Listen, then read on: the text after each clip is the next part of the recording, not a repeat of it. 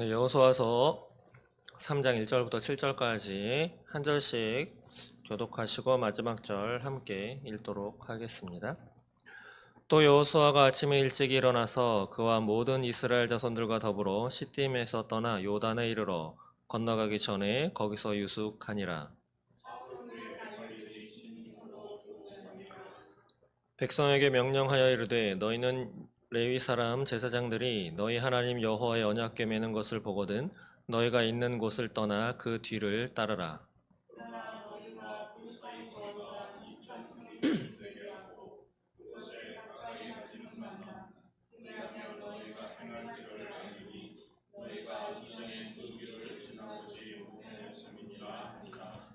여호수아가 또 백성에게 이르되 너희는 자신을 성결하게 하라. 여호와께서 내일 너희 가운데 기이한 일들을 행하시리라.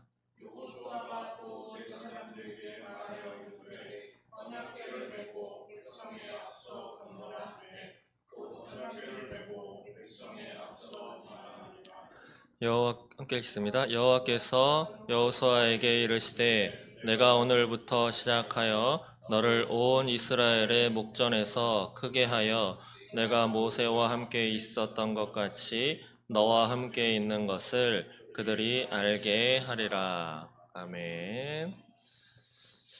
네, 감사합니다. 한 주간 동안 예배가 여러 예배가 있습니다. 주일 예배, 또 주일 오후, 또 수요 예배, 또 금요 기도회, 그리고 새벽 기도회가 있죠. 보통은 이제 주일 예배 오전에만 보통 예배를 드립니다. 대다수의 성도분들이. 그러다가 이제 신앙을 조금 좀 깊어지거나 이렇게 되면 이제 수요 예배 또 금요 기도회. 아마 제 기억에는 뭐 새벽 기도해야 새벽같이 일어나야 되니까 그거는 진짜 힘든 것인데 주일날 오후 예배는 진짜 힘들었더라고요 제 기억에. 주일날 오전부터 나와가지고 오후 전에 있었던 교회에서는 2시 반에 드렸는데 너무 졸린 시간이고 그랬는데 한 달 정도의 기간이 걸렸습니다 적응하는데. 그래도 너무 졸리고 피곤했었지만 왜 이 말씀을 드리느냐, 수요 예배, 저녁 예배까지 오시는 여러분들은 참 믿음이 그래도 좋으신 분들이다라고 하는 것을 말씀드리고 싶어서 또 믿음이 더 성숙되기를 원하시는 그런 마음으로 이 자리에 오신 줄 믿습니다. 하나님께서 그런 것을 다 하나하나 기억해 주실 줄 믿습니다. 네, 수요 예배마다 이제 여호수아서 말씀을 가지고 은혜를 나누고 있습니다. 여호수아는 모세의 뒤를 이어서 이스라엘 백성들을 가나안 땅으로 이제 입성 들어가게 하는 지도자, 제2인자에 있다가 이제 모세의 후계자로서 지도자를 이어서 맡은 그런 사람인 것이죠. 그래서 지난 시간에는 여호수아가 여리고성을 이제 앞두고 이제 정탐꾼을 보냈을 때에 거기에 이제 여인이었죠. 기생 라합이라고 하는 그 여인이 그들을 살려주고 그러면서 너희가 어떻게 애굽을 탈출했고 광야에서 어떻게 또 지냈는지 그것은 다 너희가 믿는 너희 하나님 여호와의 돌보심이다라고 그런 것을 또 인정을 하면서 너희가 이 여리고성에 들어올 때 나를 살려다오 언약을 맺고 붉은 줄을 매다는 그런 약속을 하는 그런 말씀을 지난주에 나누었습니다. 오늘 3장 내용은 이것입니다. 여리고성을 가기 이전에 가로놓여 있었던 요단강, 요단강을 어떻게 건널 것이냐라고 하는 것이죠. 오늘 제목은 이렇게 정했습니다. 요단강을 건너게 하신 하나님입니다. 요단강을 건너게 하신 하나님. 성경에서 많은 사람들의 인물이 등장합니다. 그 가운데 이제 대표적으로 뭐 다윗, 모세, 오늘 뭐 여호수아, 또 솔로몬 여러 가지 인물들이 등장을 하죠. 아브라함에서부터 시작을 해서. 네, 저는 이렇게 생각합니다. 물론 설교 제목 가운데도 그런 것이 있죠. 우리가 본받아야 할 믿음의 선진들 해서 그 개개인의 인물을 연구하고 그 인물이 어떻게 하나님을 따라왔는가라고 하는 것에 대해서 알아보고 이제 그들을 어떻게 하면 본을 받아서 우리도 신앙생활을 어떻게 하나님 앞에 잘할 수 있을까? 예, 그런 것도 참 의미가 있다고 생각합니다. 그러나 저는 생각이 좀 바뀐 것이 그 인물들을 본받는 것보다는 그 인물들이 그렇게 할 수 있도록 뒤에서 앞에서 지켜주시고 인도해 주신 그 하나님, 예수님, 또 성령님을 먼저 바라보아야 한다고 생각을 합니다. 오늘 본문에서도 제목을 제가 요단강을 건너게 하신 하나님이라고 적은 이유는 물론 요단강을 건널 때 말씀을 드리겠지만 이스라엘 백성들의 순종이 있었습니다. 또 제사장들의 순종도 있었고 그렇지만 이들이 순종을 했다 하더라도 하나님이 하나님의 행하실 일을 하지 않으셨다면 이들은 요단강을 건너지 못했을 것이기 때문이죠. 그렇기 때문에 성경을 보실 때 특히 다른 거는 다 놓치셔도 되지만 하나님이 어떻게 행하셨는가. 하나님은 보통 말씀을 먼저 주시고 그 말씀을 이루시죠. 그리고 그 말씀을 이루시기까지 그 말씀을 전했던 말씀을 들려주었던 하나님의 백성들이 또 따르는 순종도 그 가운데 실려 있지만 그보다 하나님이 어떻게 행하셨는가 또 하나님은 그것을 통해서 무엇을 이야기를 하려고 하시는지 그것을 좀 살펴보시면 성경을 보실 때 초점을 좀 잘 맞출 수 있을 거라 생각을 합니다. 오늘 3장 말씀 대략 보시면 이제 요단강 물을 건너야지만 됐었습니다. 요단강. 근데 이렇게 건넜죠? 제사장들이 먼저 언약궤를 메고 요단강에 발을 딛습니다. 그러자 위에서 물이 끊겼습니다. 그래서 물이 말랐어요. 그리고 그 제사장들은 모든 사람들이 건너갈 때까지 요단강 그 강 바닥 거기 중앙에 서가지고 다 건널 때까지 기다리고 있었습니다. 다 건넜다. 라고 하는 것이 오늘 3장의 내용입니다. 간단한 거죠. 먼저 이들은 경험을 했습니다. 홍해를 건넜죠. 홍해를 건널 때는 모세가 지팡이를 들었더니 이제 홍해 바다가 쫙 동풍이 불어가지고 그 가운데를 맨바닥처럼 쫙. 그래서 저는 상상을 해봤어요. 홍해가 아마 요단강보다는 더 컸을 겁니다. 가장 놀랬던 사람이 아니고 놀랬던 존재가 누구일까? 사람도 물론 놀랬고 했겠지만 물고기들이 먼저 놀라지 않았을까 싶습니다. 상상 안 해보셨나요? 바닷물 이렇게 쫙 갈라졌어요. 그 전까지 물고기들이 왔다 갔다 했었는데 갑자기 싹 갔는데 물이 없어. 바닥으로 뚝뚝 떨어지거나 물고기가 놀라지 않았을까. 어린 마음에 그런 상상도 많이 해봤는데 그때의 홍해를 건넜던 그 기억을 이들은 갖고 있습니다. 어쩌면 그것보다 좀 낮은, 좀 작은 요단강이기 때문에 어쩌면 순종하기가 더 쉬웠을지 모르지만 둘 사이의 차이점은 홍해를 건널 때는 먼저 갈라놓으셨고 요단강은 갈라놓지 않은 채 발을 먼저 내디뎌야 한다라고 하는 말씀 많이 들으셨을 것입니다. 오늘 이 요단강을 왜 건너게 하셨는가 또 하나님은 이것을 통해서 무엇을 말씀하시기를 원하는가에 대해서 한번 살펴보고자 합니다.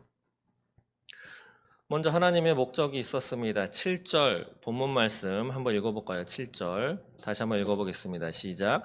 여호와께서 여호수아에게 이르시되 내가 오늘부터 시작하여 너를 온 이스라엘의 목전에서 크게 하여 내가 모세와 함께 있었던 것 같이 너와 함께 있는 것을 그들이 알게 하리라. 아멘. 하나님께서는 여호수아 1장과 2장을 통해서 내가 너와 함께 할 것이다. 강하고 담대하라. 모세와 함께 했었던 것 같이 내가 너와 함께 할 것이다. 라고 여호수아에게 계속 격려하시고 힘주시고 응원을 했습니다. 그런데 오늘 또다시 말씀하시는 것이죠.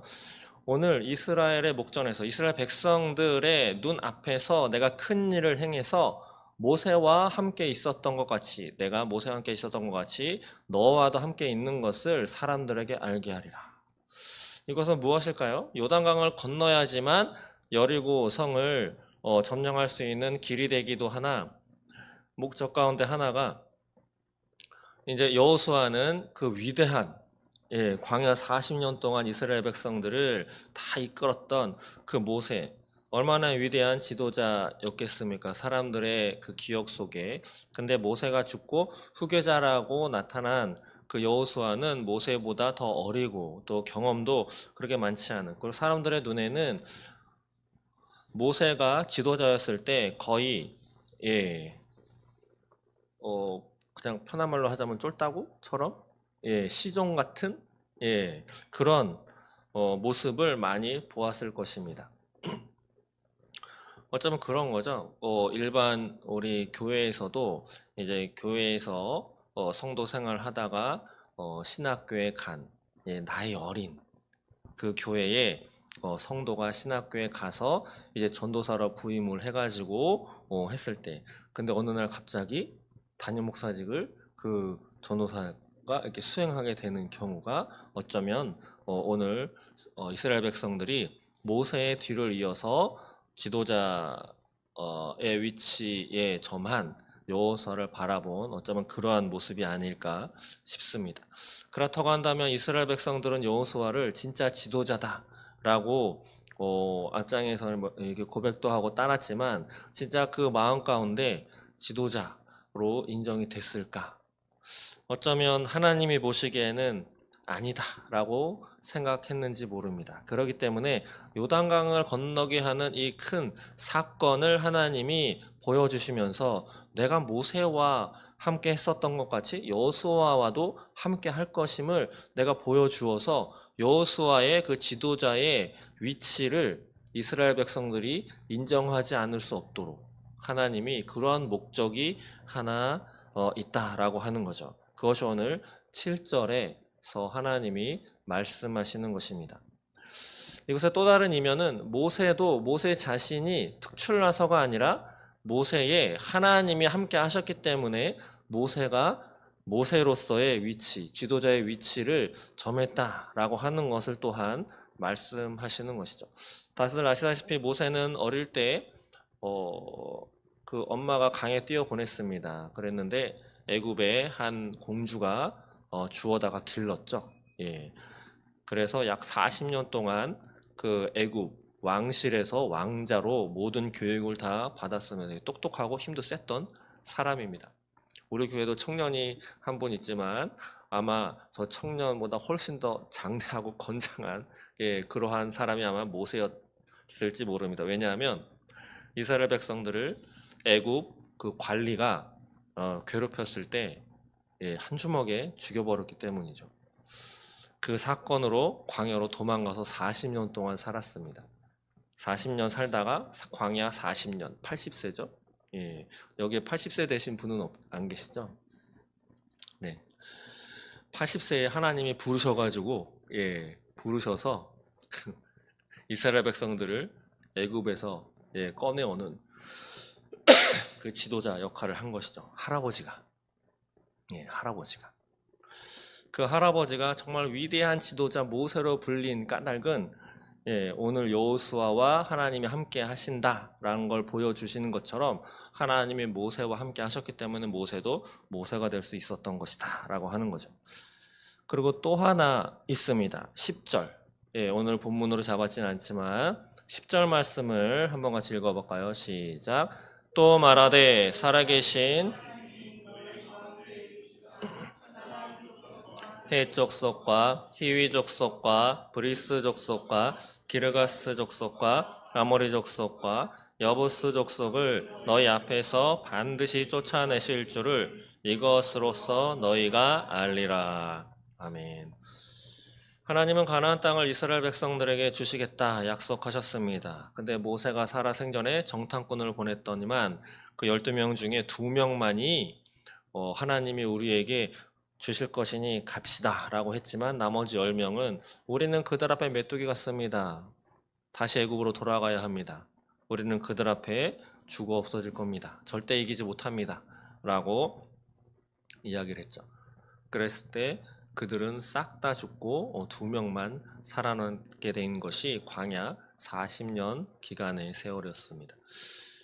하나님이 약속하셨습니다. 가나안 땅을 주겠노라. 그 가나안 땅에 자리 잡고 있었던 가나안의 그 민족들이 오늘 10절에 열거한 가나안 족속에서부터 여부스 족속까지 약 7족속, 이들이 그 가나안 땅에 자리 잡고 있었던 것이죠.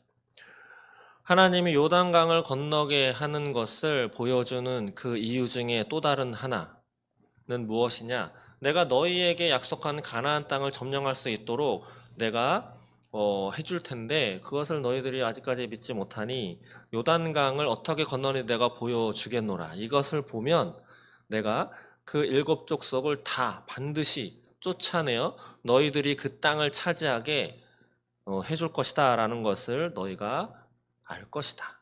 예, 이것이 또 다른 목적으로 오늘 기록되고 있습니다. 하나님은 이러한 목적으로 이스라엘 백성들이 요단강을 건너게 하셨습니다. 그런데 요단강이 이때에 어느 상태냐?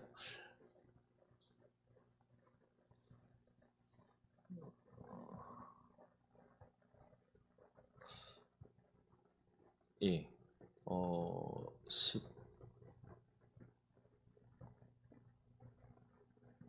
15절 보시겠습니다. 15절 보시면 요단이 곡식 거두는 시기에는 항상 언덕에 넘치더라. 궤를 맨 자들이 요단에 이르며 궤를 맨 제사장들의 발이 물가에 잠기자라고 되어 있죠. 여기 보시면 요단이 곡식 거두는 시기에는 항상 언덕에 넘치더라.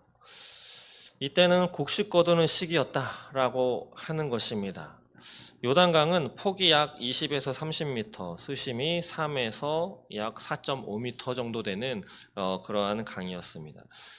요단강은 어떤 또 강이냐? 그 위에 보시면 윗지방에 헬몬산이라고 있습니다. 헬몬산 부근에 세 개의 지류와 또 레바논 산지에서 흐르는 물이 이렇게 합쳐가지고 형성한 그러한 강이 바로 요단강인데 이 요단강이 이게 넘칩니다. 봄철에는 물이 많아져가지고 왜 이집트의 그 나일강도 범람을 자주 한다고 하죠. 예, 한번 범람하면은 강이 막 강줄기가 이리 갔다가 저리 갔다가 막 이렇게 많이 넘친다라고 합니다. 그렇기 때문에 이 당시에는 이 요단강을 건너는 것이 결코 쉬운 것이 아니다. 라고 하는 것을 보여주시기 위하여 오늘 15절에 요단이 곡식 거두는 시기라고 이렇게 지칭한 것이죠. 이때에 주석가들이 파악하기로는 이스라엘 백성들이 약 200만 명이었다라고 합니다. 200만 명. 그들이 이사를 다니시거나 어디 여행을 가시거나 또 군대를 가신 분은 아시겠지만 A라는 장소에서 B라는 장소로 갈 때 몸만 가는 것은 아니죠. 예, 등에 배낭도 지고 또 양손에 뭐 물건도 하고 또 이들은 애굽에서 탈출을 해서 약 40년을 살아온 사람들이기 때문에 또 아이들도 있고 또 가축들도 꽤 있었을 것입니다. 그리고 주워 담고 있었던 먹을 음식과 물도 있었겠죠.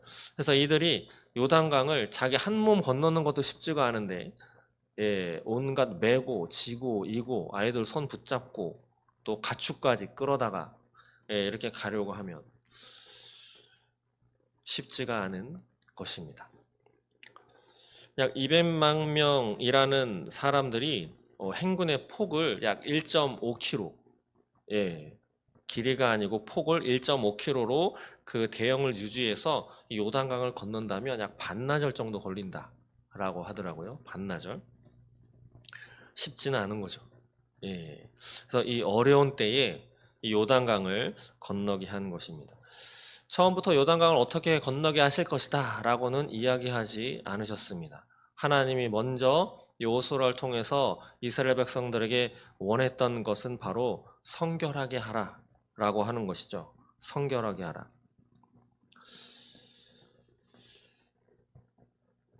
오늘 성경 말씀에도 보시면 여호수아가 이스라엘 백성들에게 먼저 성결하게 하라 라고 원하시는 말씀이 적혀 있습니다. 5절 보시면 여호수아가 또 백성에게 이르되 너희는 자신을 성결하게 하라. 여호와께서 내일 너희 가운데 기이한 일들을 행하시리라. 바로 먼저 성결, 몸과 마음까지 다 깨끗하게 해야 된다라고 하는 것이죠. 예, 목욕도 하고 세수도 하고 면도도 하고 또 의복도 깨끗하게 할 뿐만 아니라 하나님이 행하실 일을 믿고 하나님이 행하실 것을 순순히 따를 그런 순종의 마음을 잘 갖추는 것, 영적인 성결을 의미하는 것이죠. 이것을 하나님은 이스라엘 백성들에게 원했다라고 하는 것입니다. 요단강을 건너기 위해서 뭐 다리를 놓거나 뭐 건너기에서 큰 돌을 뭐 이렇게 해가지고 삼국지 같은 거 많이 읽어보시면 참 어쩌면 중국 사람들은 대단한 것 같아요. 성을 하나 차지하기 위해서 안 무너지니까 그 바로 앞에다가 눈이나 아니면 다른 것을 가지고 그것보다 더 높은 성을 쌓아가지고 그 상대방 성을 점령하는 뭐 그런 기록도 참 많이 있습니다. 사람들의 생각은 그런 것입니다. 어느 것을 점령할 때 어느 방법을 해야 될 것인가, 강을 건널 때 어떻게 건널까, 이것이 보통 사람들이 생각하는 것인데 성경에 나오는 이스라엘 백성들에게 하나님이 기이한 일을 행하실 때 원하시는 것은 방법이 아닙니다. 너 자신을 먼저 성결하게 하라. 너의 마음을 깨끗하게 하라. 너의 마음을 나 여호와께 바로 드리는 그 마음 자세를 원하시는 것이죠. 그것을 다른 말로 거룩이라고 할 수 있겠습니다. 레위기 11장 45절에 보시면 하나님이 이렇게 말씀하는 것이죠. 나는 너희의 하나님이 되려고 너희를 애굽 땅에서 인도하여 낸 여호와라. 내가 거룩하니 너희도 거룩할지어다. 이것은 이스라엘 백성들에게만 말씀하는 것이 아니라 오늘 우리에게도 하나님이 말씀하시는 것이라 믿습니다. 하나님 앞에 예배하러 오실 때 어떤 마음으로 오시나요? 기도하는 그 기도 내용도 있을 것이고 여러 가지 마음이 있으시겠지만 먼저 하나님을 만나야지라고 하는 마음으로 오셔야 할 것입니다. 저를 보러 오시는 건 아니잖아요. 제가 뭐 개인적으로 드릴 것은 많지 않습니다. 하나님 만나러 오시는 것입니다. 하나님이 이 더생명교회에서 예배를 받으시기를 원하시기 때문에 여러분들께서 이곳에 오신 줄 믿습니다. 보통 그런 이야기 들어보신 적 있을 거예요. 하나님의 역사를 체험하기 위해서는, 하나님 앞에 쓰임받기 위해서는 내 자신을 깨끗하게 해야 된다. 조금 더 나아가면 깨끗하지 않은 그릇은 하나님이 절대 쓰지 않는다. 어떻게 생각하세요? 깨끗하지 않은 그릇은 하나님은 절대 쓰지 않는다.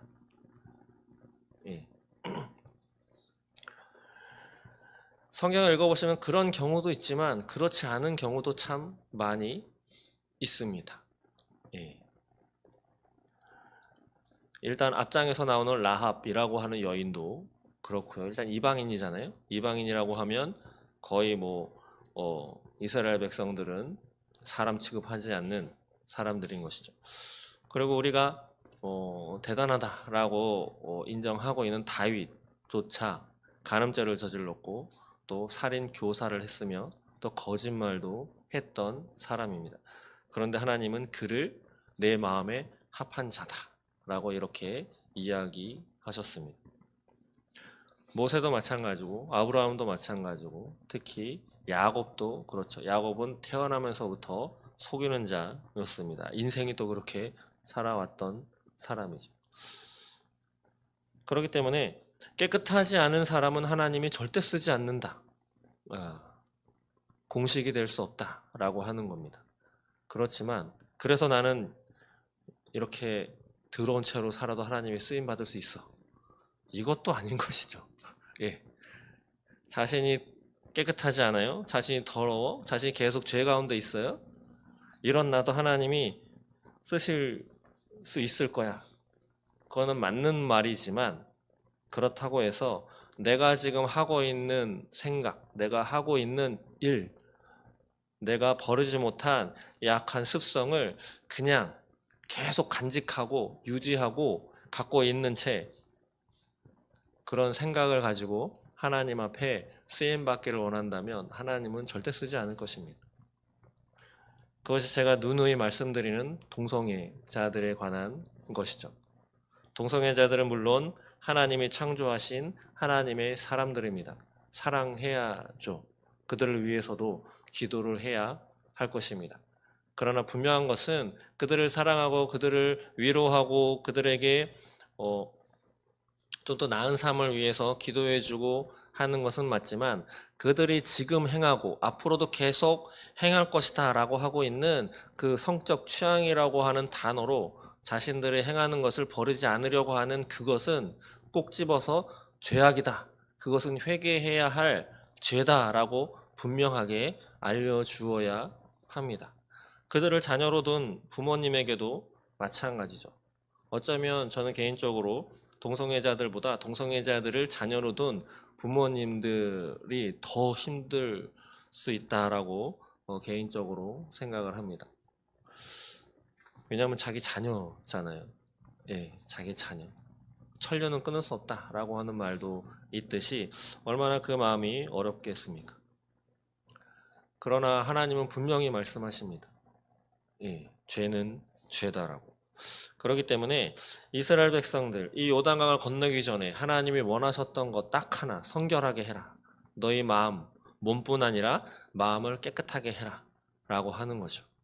우리 또한 마찬가지일 것입니다.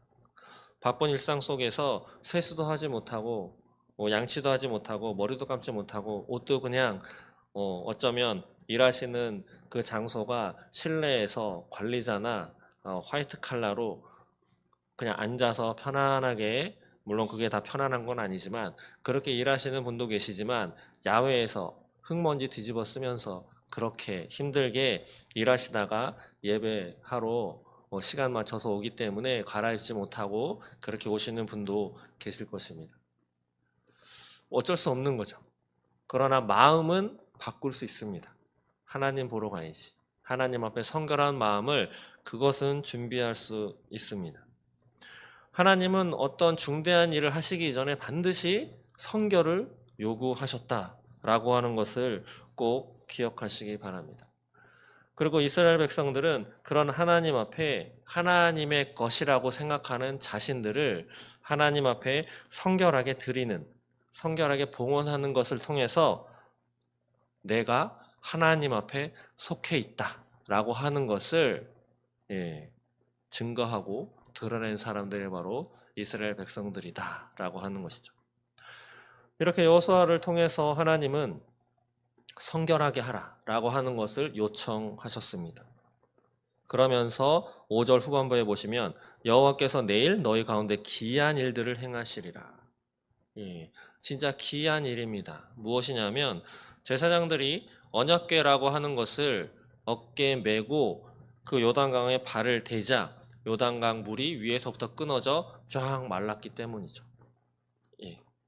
한번 기회가 이번 여름이나 언제 기회가 되시면 한번 해보세요.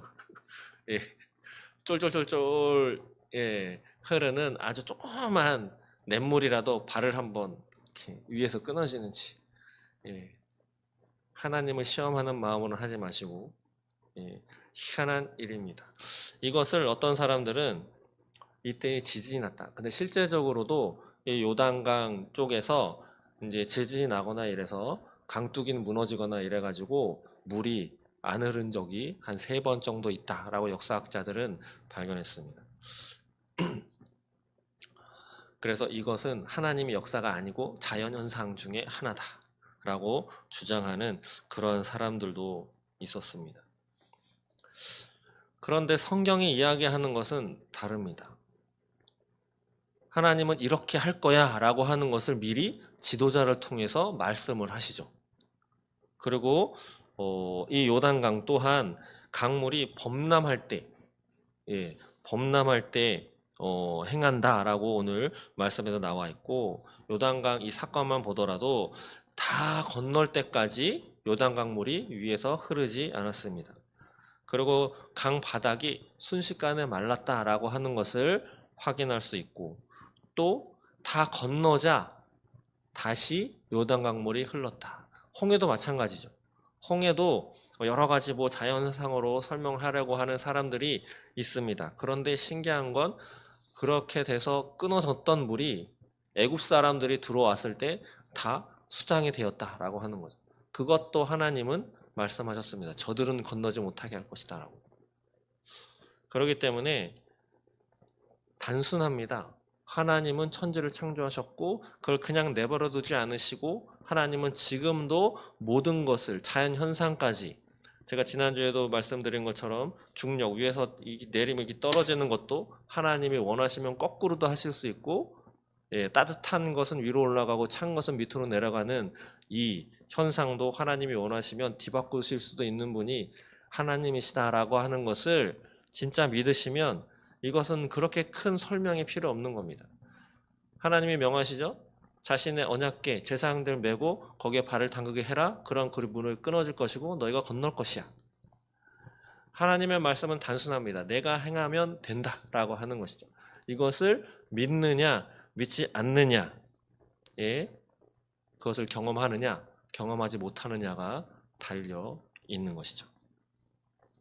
그렇기 때문에 우리 또한 하나님 앞에 가져야 할 것 무엇이냐? 진짜 믿는 믿음입니다. 내 머리로 이해되지 않고 누가 딴소리 하더라도 성경에 쓰여 있으니까 이것이 진실이고 하나님이 행하신다라고 하는 하나님이 행하셨다라고 하는 것을 믿는 바꾸시기를 원하는 게 뭐가 있나라고 하는 것이죠. 지금 하고 있는 생각, 버리지 못한 습관, 그 습관 가운데는 사회에서도 그건 나쁜 거야 라고 이야기하는 것이 참 많이 있습니다. 그 가운데 하나는 이제 스마트폰 보는 것이죠. 스마트폰 보는 거. 하루에 몇 시간이나 들여다보고 계십니까? 개인적으로 성경도 이제 스마트폰으로 많이 보는데 편리하죠. 그런데 휘발성이라고 들어보셨나요? 휘발성? 휘발유는 금방 날아가죠. 근데 이 화면에서 보는 이것 휘발성이 있다고 합니다. 실제로 이렇게 보다가 그냥 손으로 이렇게 탁 터치하면 사라지죠. 화면도 바뀌고 쉽게 없어집니다. 근데 화면만 없어지는 게 아니고 우리가 눈으로 읽는 이것도 이렇게 종이로 된 것을 읽으면 사람이 생각을 하게 되고 머릿속에 많이 남는데 이 컴퓨터 화면이라든가 특히 스마트폰, 태블릿 PC로 책을 읽는 것 좋지만 경험해 보셔서 아시겠지만 금방 날아갑니다. 기억이 오래 남지 않아요. 그거는 연구 결과로도 나와 있습니다.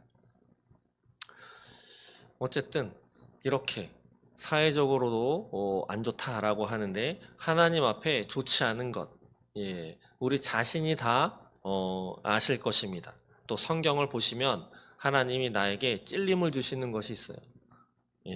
술을 먹는 거라든지 담배를 피는 것이라든지 아니면 핸드폰이나 컴퓨터 가지고 저 음란한 동영상이라든가 여러 가지 이상한 사이트에 들락날락거린다든가 아니면 도박 같은 거 아니면 점을 보는 거 요즘에 점집도 참 많이 있죠. 타로점 같은 거 우스갯소리 장난으로라도 그런 거 보는 것은 하나님이 아주 싫어합니다.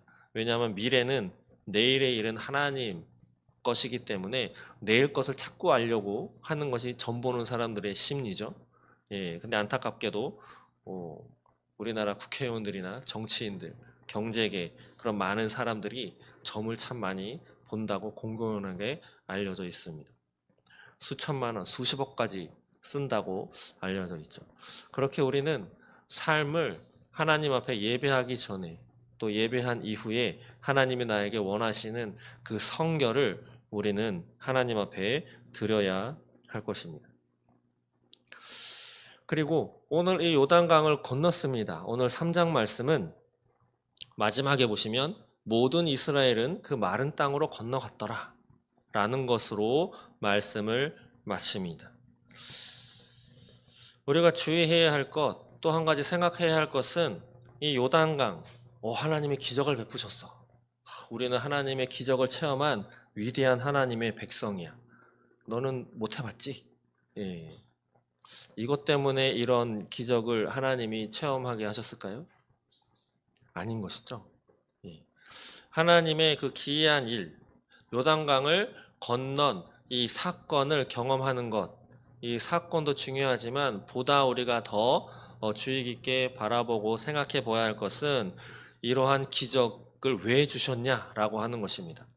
앞서 제가 두 가지 말씀드렸죠. 그 가운데 첫 번째는 모세처럼 여호수아 너에게도 내가 함께 한다라고 하는 것을 그들이 알게 하게 하려고. 그리고 또 한 가지는 10절에 있는 것처럼 그 일곱 족속을 내가 다 몰아낼 것이다 라고 하는 것을 믿게 하려고. 일곱 족속을 몰아낼 것을 믿게 하려고 하는 것의 한 연장선일 것입니다. 무엇이냐면 요단강을 건넌 다음에 어느 성이 앞에 있나요? 바로 여리고 성이 눈앞에 기다리고 있습니다. 어쩌면 이런 기적을 체험하지 않고 바로 여리고 성을 맞닥뜨렸다면 이스라엘 백성들은 어쩌면 이렇게 생각했을 거예요. 야, 모세보다 저 어린 여호수아가 저 여리고 성을 하나님 앞에 어떻게 우리를 들여보내줄 수 있을까? 라는 생각에서부터 하나님은 여리고 성을 매일 하루에 한 바퀴씩만 조용히 돌아라. 그 마지막 날 7번 돌고 소리쳐라. 그러면 저거 무너질 거야. 라고 이야기를 하셨는데 여호수아가 하나님이 이렇게 말씀하셨는데 그렇게 하랍니다. 라고 했을 때 그들이 순순히 그 말을 따랐을까? 라고 하는 거죠. 하나님은 그 앞에 또다시 행해 주실 그 기적적인 여리고성 무너지는 그 사건을 대비하게 하기 위해서 이 요단강 물을 건너는 사건을 경험하게 하셨습니다. 더 어려운 요구가 항상 눈앞에 닥쳐오고 있죠. 혹시 지금 초등학교지만 국민학교, 중학교, 고등학교, 대학교 다 나오셨죠? 사정에 따라서 대학교를 안 나오신 분도 물론 있으실 것입니다. 학교가 올라갈수록 그 지나가는 닥치는 일들이 작은 일들이 또 수월한 일들이 닥치시던가요? 아니면 더 어려운 것들이 막 닥치시던가요? 10살 때에 맞닥뜨렸던 그 어려움하고 15살 때 맞닥뜨렸던 어려움하고 19살 때에 맞닥뜨렸던 어려움하고 어떤 게 더 큰 어려움이셨어요? 나이가 들고 시간이 갈수록 더 큰 어려움이 다가오지 않던가요? 어쩌면 하나님이 요단강 사건을 일으키실 때 원했던 성결해라. 그리고 제사장들 보고 앞에 먼저 나가서 물에 발을 담거라 라고 했던 것, 그거 작은 것을 하나 순종하는 경험을 했을 때 기적을 보여주신 이것을 통해서 여리고성, 더 큰 성을 무너뜨릴 때 입 다물고 매일 한 바퀴씩 돌고 마지막 날 7바퀴 돌고 큰 소리로 쳐. 어쩌면 요단강은 그때는 가만히 있었고 제사장만 나갔으면 되는데 거긴 사람이 없었죠. 물만 이렇게 흐르고 있었기 때문에. 근데 여리고성에서는 적군의 성입니다.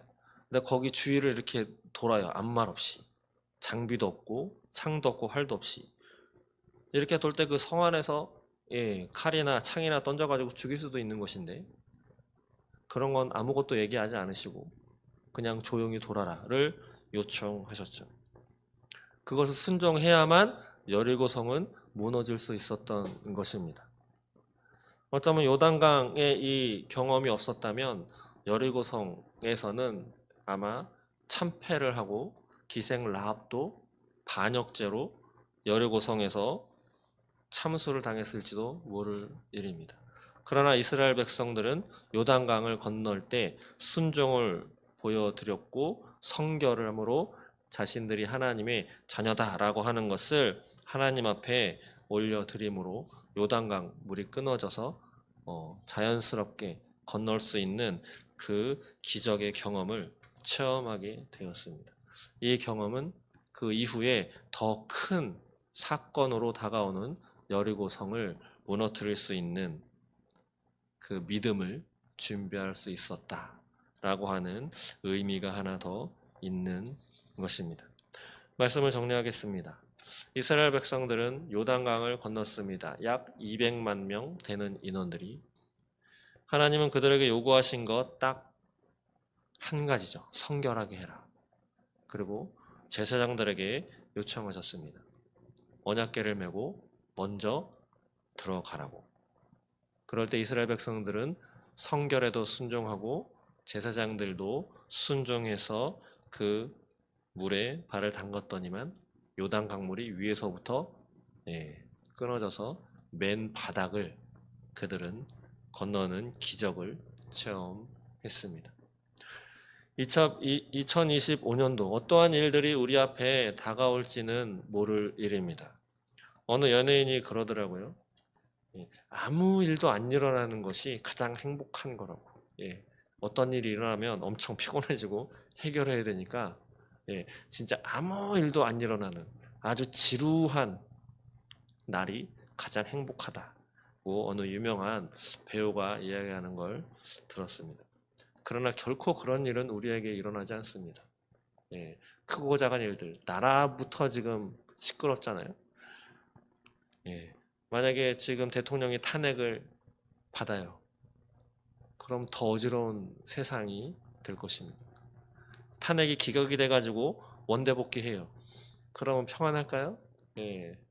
또 어지러운 세상이 올 겁니다. 또 어떤 큰 일이 또 다가올 거예요. 그런 세상을 우리는 살아가고 있습니다. 그럴 때 우리가 할 수 있는 것은 무엇가 있을까요? 많이 있겠고 여러 가지 여러 사람들이 이거 준비해야 되고 저거 준비해야 되고 이것도 준비해야 되고 세상은 4차 산업혁명 뭐 들어본 지 오래되셨죠? 여러 가지가 있을 것이지만 하나님은 먼저 우리에게 딱 한 가지 요청하십니다. 성결, 거룩.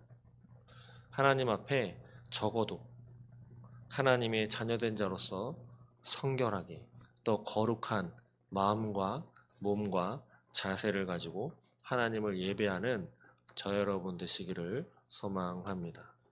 그것이 선행될 때 하나님은 여러분들의 인생 또 여러분들의 자녀들의 삶도 책임지시고 내가 굳이 요단강물을 끊거나 다리를 놓으려고 하지 않아도 하나님이 알아서 위에서 끊어주시고 다른 자연 현상이나 다른 사람들의 힘을 쓰게 해서 자연스럽게 건널 수 있도록 하나님은 역사해 주실 것입니다. 함께 기도하겠습니다. 하나님 감사합니다. 이스라엘 백성들이 요단강을 건너는데 필요한 것은 딱 하나였습니다. 성결하게 하는 것. 내 자신이 하나님의 사람이다 라고 하는 것을 무엇으로 보일 수 있겠습니까? 바로 우리의 몸과 마음을 성결하게 하여 우리 자신을 하나님께 드리는 것인 줄 믿습니다. 적어도 더생명교회에서